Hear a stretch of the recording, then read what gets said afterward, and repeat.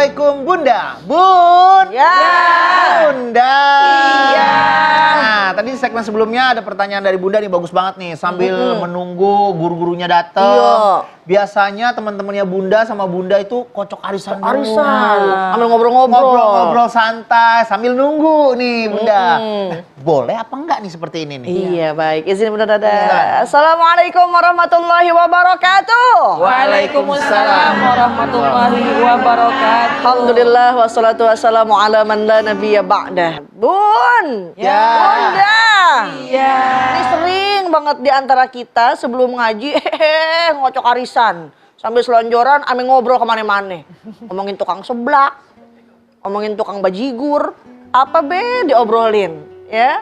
Kalau arisan memang sesungguhnya hakikatnya diperbolehkan karena memang ada niat tolong menolong. Asalkan sejauh tidak ada riba di dalamnya.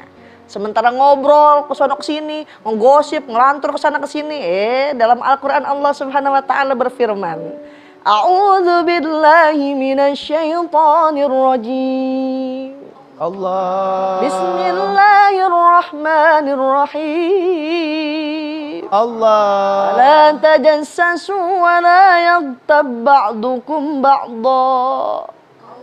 Jangan kalian mencari-cari kesalahan orang lain dan jangan saling menggunjing satu dengan yang lain.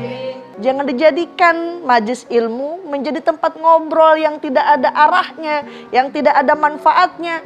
Kadang sering banget bang kita datang ke pengajian, pulang ngaji bukannya nambah soleha, bukan nambah taat, gegerendeng sama lakinya bun. Nah, kenapa? Lihat, orang-orang mengaji pantas banget bang. Jilbabnya ada yang merah, ada yang kuning. Lah kita jilbabnya hitam lagi. Orang mau pakai keroncongnya baru, lah kita anting sebelah kagak punya.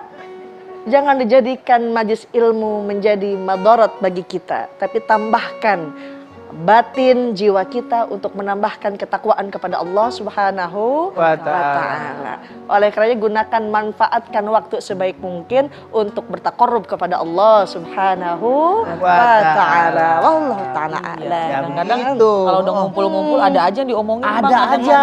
Kami udah paham lah Bunda ya. Insyaallah. Bun. Ya. Bunda. Iya. Ada yang baper lagi? Ayo silakan. Jangan malu-malu. Nanti keburu pulang nyusul. Oh tadi saya mau nanya nih sebenarnya. Bunda ya? Boleh silakan. Assalamualaikum Bunda. Waalaikumsalam. Nama saya Hajah Nunung Mas Nuri dari Majlis Salim Al Muawanah, Kampung Sumur, Klender, Jakarta Timur. Iya. Ya Bunda. Baper nih Bun. Iya. Teman saya yang baper. Curhat ke saya. Wakili. Suaminya tuh kan rumahnya dekat masjid ya. Iya. Tapi dia nggak pernah mau ke masjid. Padahal bini bilang, bang ke masjid apa bang? Sono sholat. Kan lelaki wajibnya di masjid ya. Iya. Dia nggak mau. Padahal ada kajian, dia nggak dateng. Padahal rumahnya nempel. Bininya malu. Itu teman saya tuh malu tuh. Iya. Dia nggak pernah, lakinya nggak pernah ke masjid gitu. Iya. Lah iya kita mah juga kagak ngerti itu mah. Terus pertanyaan saya nih, temennya kan saya nanya, saya dosa nggak sih kalau nggak Gak ke masjid. Padahal rumahnya nempel. Padahal rumahnya deket, nempel lagi.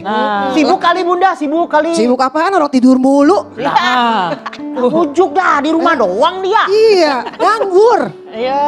Kolot bisa begitu ya. Iya, ya Ustazah. Iya, baik. Mohon. Bu. Terima kasih Iya. Bunda. sama sholat kagak mau di masjid. Iya, Rumahnya nempel sama masjid. Lah saban hari di rumah doang itu laki. The primene. Apaan tuh? Bahasanya asing banget. Bahas Bahas aja bang. Masya Allah. Maafin ya Bun ya. Kita ini suka bercanda memang Bun. Ya. Bunda. Dalam Al-Quran Allah sudah firmankan, A'udzubillahi minasyaitonirrajim, Innama ya'muru masajidallah. Siapa orang yang ingin memakmurkan masjid, sesungguhnya dia akan menyempurnakan dari keimanannya. Bahwa ketika seseorang memakmurkan masjid, maka dia menyempurnakan keimanannya. Dia beriman kepada Allah dan dia beriman kepada hari akhir. Dia rumahnya sebelah masjid, dia nggak sholat di masjid, tapi dia tetap sholat 5 waktu, itu sih nggak berdosa.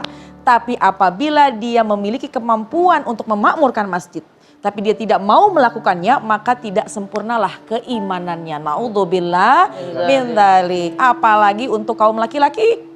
apalagi berdampingan, karena sesungguhnya sholatnya orang yang berdampingan dengan masjid, sholatnya adalah di dalam masjid. Berbeda hukum dengan kaum perempuan. Tapi ala kulli hal, bagaimana caranya bahwa yuk kita sampaikan kepada suami kita, kepada kerabat kita, tetangga kita, kalau di dalam masjid itu banyak kebaikannya. Di antaranya yang pertama pastinya ternilai sebagai orang yang memakmurkan masjid dan dia ternilai orang yang mengunjungi rumahnya Allah. Dan bukankah di rumahnya Allah itu begitu banyak karunia, begitu banyak rahmat.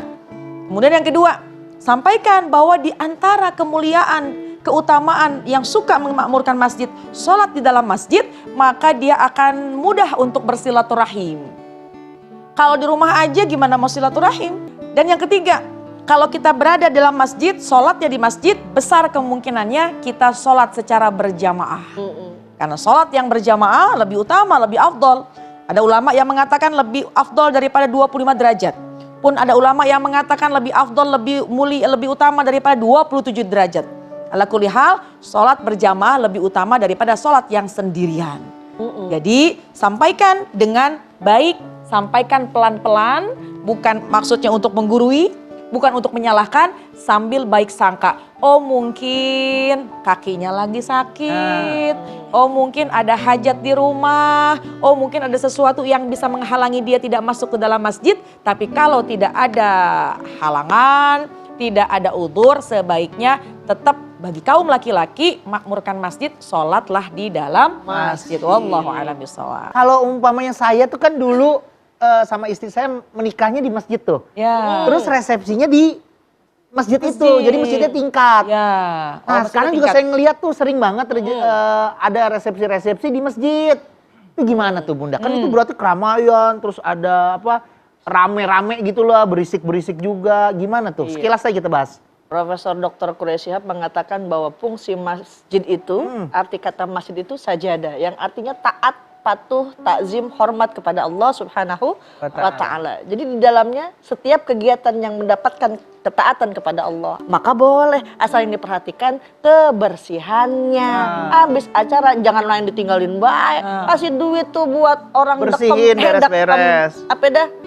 DKM. Dewan Kebersihan Masjid. Kemakmuran. Oke, saya salah. Dewan Kemakmuran Masjid. Iya, dan yang juga diperhatikan ketika orang yang sedang haid, ya, dilarang masuk ke dalam masjid.